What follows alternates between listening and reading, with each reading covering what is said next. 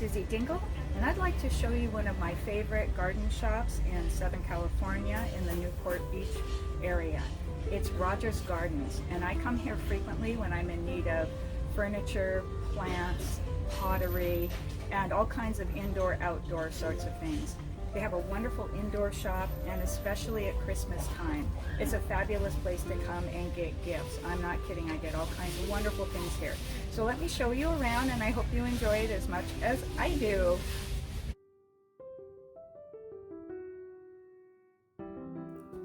Rogers Gardens has been in business since 1965. This home and garden center has many unique features that make it a destination well worth visiting. This gazebo just happens to be the original Disney Bandstand.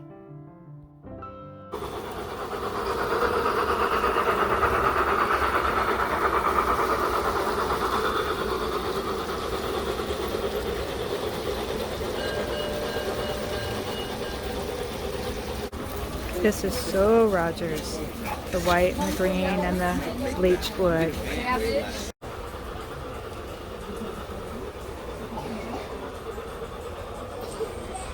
I always get inspired here, and these are simply clay pots that have been made into a wall screen, a divider.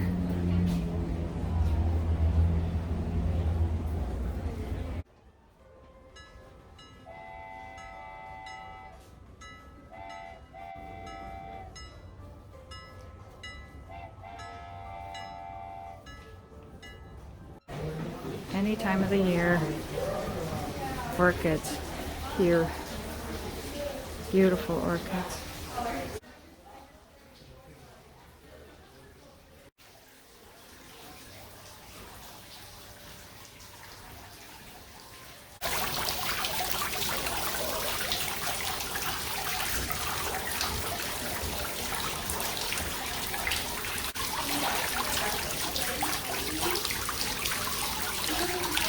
When I think of a California garden, I think of this style of fountain.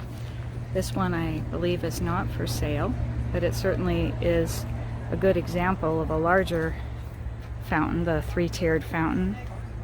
And if you want to see a smaller one, I did make a video about one that's similar to this, only smaller, in my friend's garden, and why I love it so much.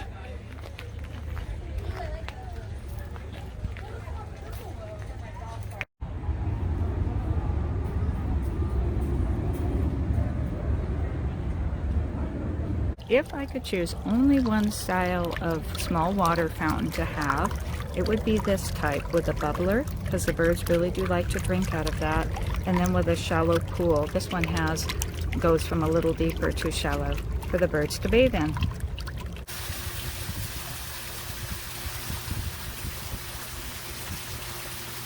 I'm going to take a wild guess that this is some branding.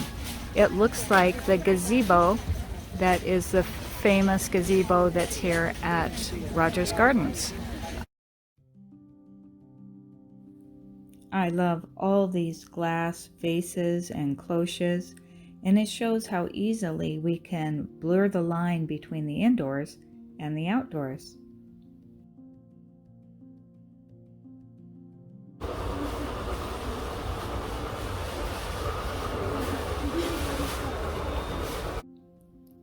Hold on, I never noticed this before. This entire structure is made of books, and I was told that they drilled holes in the books and then ran rebar through the holes. I'm always on the lookout for new books. Have to look.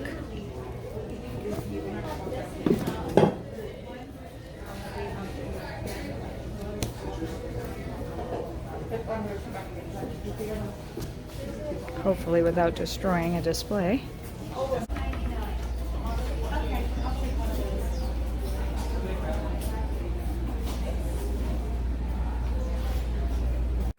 Whenever I'm considering a new book, especially one that's giving information on how to do something, I like to know who the author is. This one has been a head gardener at a Benedictine abbey. So I think this one might be worth considering. And this author has been a honeybee keeper since 2007. So I think a sustainable honeybee keeper. So I think she may have a thing or two to say about planting for honeybees. These books are sure pretty. Yeah, I think they're coming home. With so many of the accessories for the garden, you can make them, but it's sometimes nice to have a good source for being able to get one.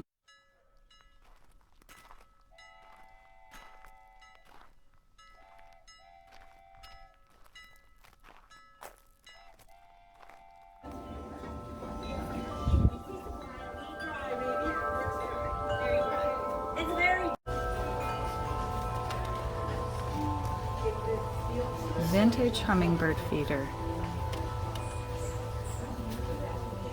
And the bottles.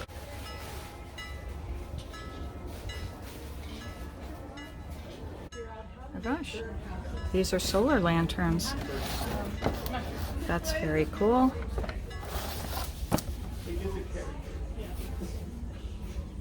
This is what I came here for. Some foxgloves.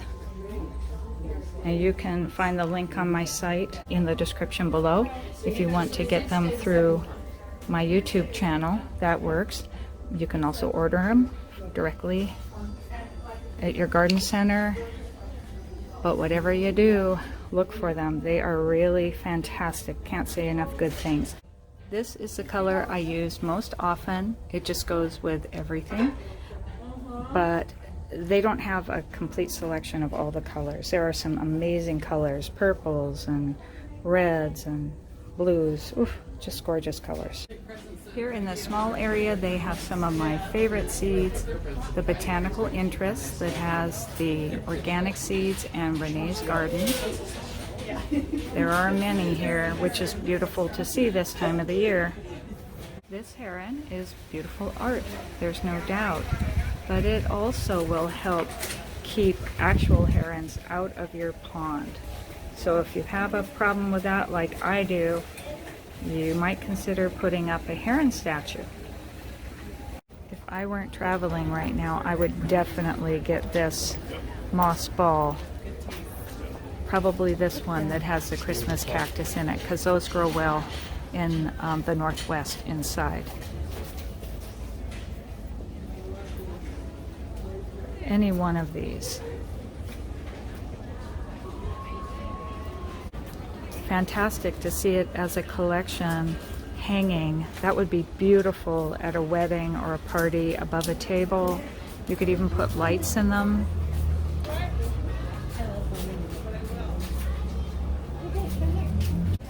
Here's one with a bromeliad. That is a fantastic way to display a bromeliad. I would water these by just dunking them in a bucket full of water with a little fertilizer, and then having them drip dry and drain. You definitely do not need a green thumb for air plants. You can put them on just about anything, in anything. I can always count on Rogers having hydrangeas all year long. Don't these look beautiful? And next to the maidenhair ferns. I did do a video on hydrangeas, a couple of them, if you want to look at those, if you're interested in this most gorgeous plant. Well, this sign says it all, and probably a lot better than I could. So many beautiful plants for the California garden. But are you noticing a theme here? They don't lose as much water with these gray small leaves. The gray reflects, or silver reflects, the light, and the small leaves don't transpire as much water. Quite beautiful. I always think of olive trees when I think of California gardens. and they are stunning. These have been trained into standards. They are labeled as being hardy down to zone 8. That's 10 to 20 degrees. Okay. I think it's worth a try, especially if you have a warm microclimate or can move them into a warmer area where they're protected. Oh, it's just so beautiful.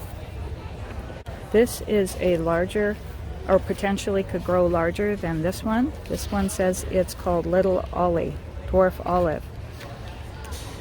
It grows to 6 feet tall and wide. Now that's nice to know.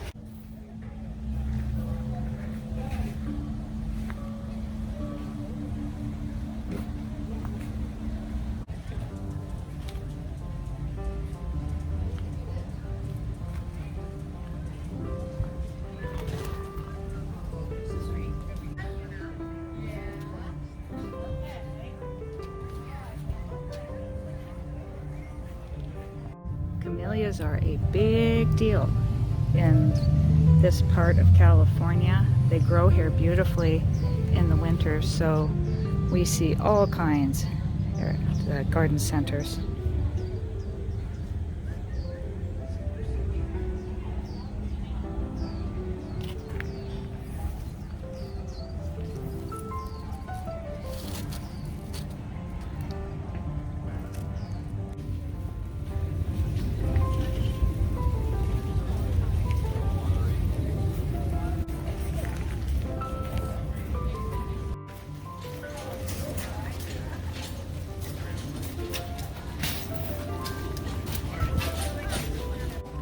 Well, I finally made it to the bulbs. So much to look at.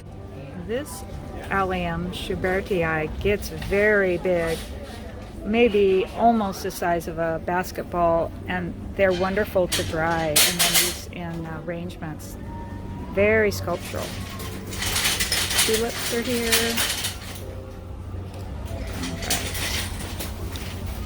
And one of those Schubertii bulbs, oh, two for about $10. Let's not forget the topiary. So many plants can be pruned into topiaries. That is a lemon cypress. Little example of how to do a front area. Terracotta pottery, beautiful containers. Look at all this pottery. Oh my goodness, pottery, pottery, pottery. Everything I could ever want, every color, texture, type of material. Here it is. What I do in my zone 8 area is I empty my pots, these kind of pots at the end of the year, and then I turn them upside down so they don't collect any water.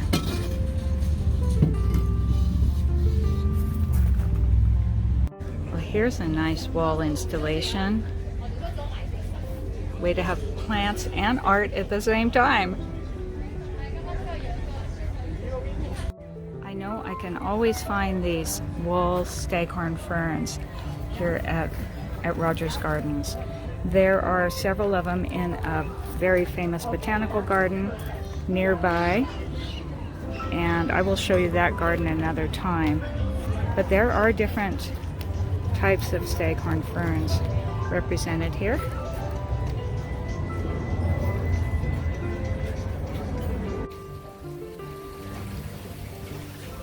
Now, even the entrance to the bathroom is pretty. Now, this is interesting. This is a box frame, and inside of it are like plastic gutters that could hold anything actually. And it would also be very easy to put irrigation tube in this. I found one that is filled with plants, and they've just used some sort of a sock mesh material to hold the soil medium, and then put sedums in it.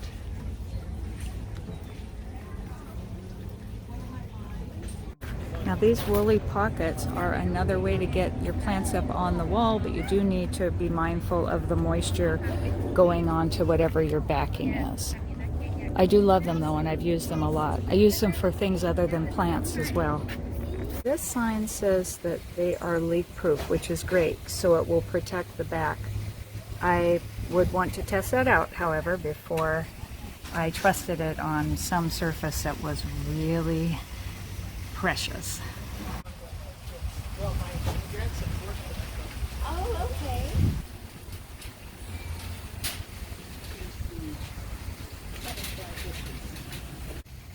And here's another type of a cloth pocket. Wally pockets.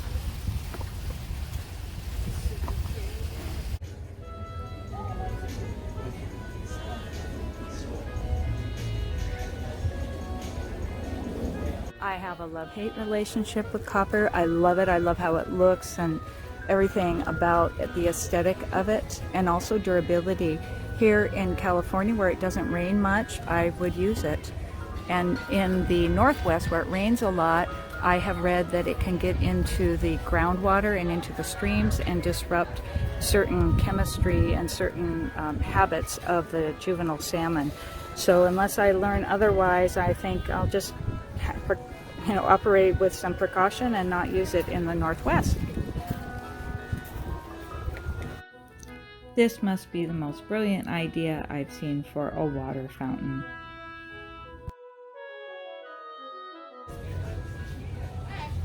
There are so many beautiful furniture sets here. I can't possibly show them all in this video. I just wanted to give you an idea of what it's like in this amazing garden center. But another time I'll give you a better close-up view of the types of furniture they have here, because it's really way above what you would normally find in your, of course, a box store. But most places don't have the inventory that Rogers Gardens does.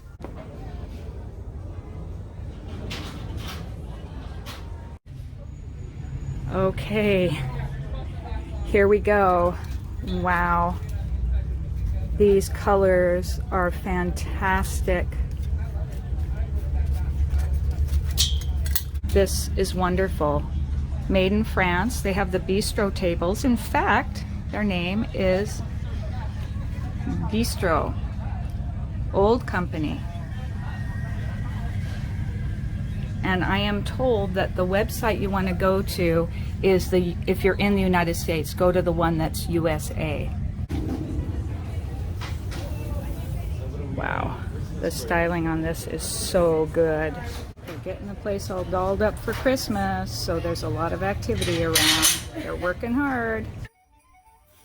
More videos on Rogers Gardens will be posted soon, including their Christmas displays.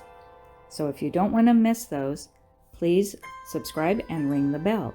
I'm also preparing many more videos on the gardens and the botanical gardens in Southern California. The gallery has a waiting line, so I will do this on my next visit. Sorry, everybody.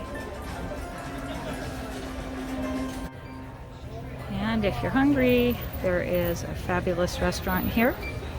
There's the entrance to the Farmhouse restaurant, and that will be for another time. Until next time, wherever you go, keep dreaming in the garden.